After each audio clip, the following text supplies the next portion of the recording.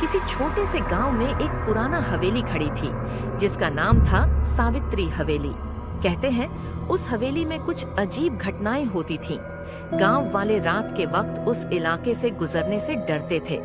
इस हवेली के बारे में एक खौफनाक कहानी थी जो सबके दिलों में बसी हुई थी। रात का वक्त था और गांव के एक युवक अर्जुन ने अपने दोस्तों के साथ हंसी मजाक करते हुए तय किया कि वे हवेली में घुसेंगे। अर्जुन की सोच थी कि यह सब बस अफवाहें हैं, लेकिन उस रात वह कुछ ऐसा देखेगा जो उसकी जिंदगी बदल देगा। वह और उसके दोस्त हवेली के अंदर गए। कमरे अंधेरे थे और दीवारों पर पुरानी पुरानी तस्वीरें लगी हुई थीं। एक कमरे में अर्जुन को एक बुरी सी गंध आई और जैसे ही उसने कदम बढ़ाया, अचानक एक आवाज आई, कौन हो तुम? अर्जुन और उसके दोस्त सकते में आ गए, लेकिन सोचते हुए वे आगे बढ़े। अर्जुन ने एक पुरानी डायरी देखी और उसमें एक कहानी पढ़ी जो हवेली के पिछले मालिक के बारे में थी। उस मालिक की पत्नी सावित्री की आत्मा हवेली में बसी हुई थी।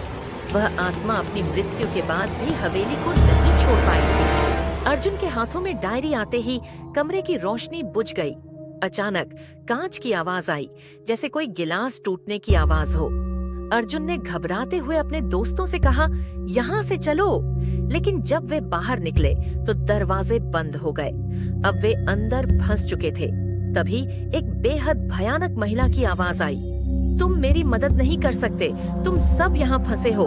अर्जुन ने अपनी जान बचाने के लिए इधर उधर देखा, लेकिन कोई रास्ता नहीं था। तभी उसने देखा कि हवेली की दीवारों पर खुद ब खुद खून से लिखी एक चेतावनी उभर रही थी, अगर बचना है तो सुबह से पहले निकलो।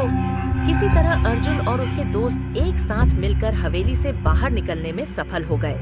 लेकिन उस रात के बाद से अर्जुन के चेहरे पर हमेशा डर की छाया बनी रहती थी। उसने कभी भी फिर से उस हवेली का नाम नहीं लिया और गांव वाले भी कहते हैं कि सावित्री की आत्मा आज भी उन रास्तों पर घूमती है जो हवेली के पास जाते हैं।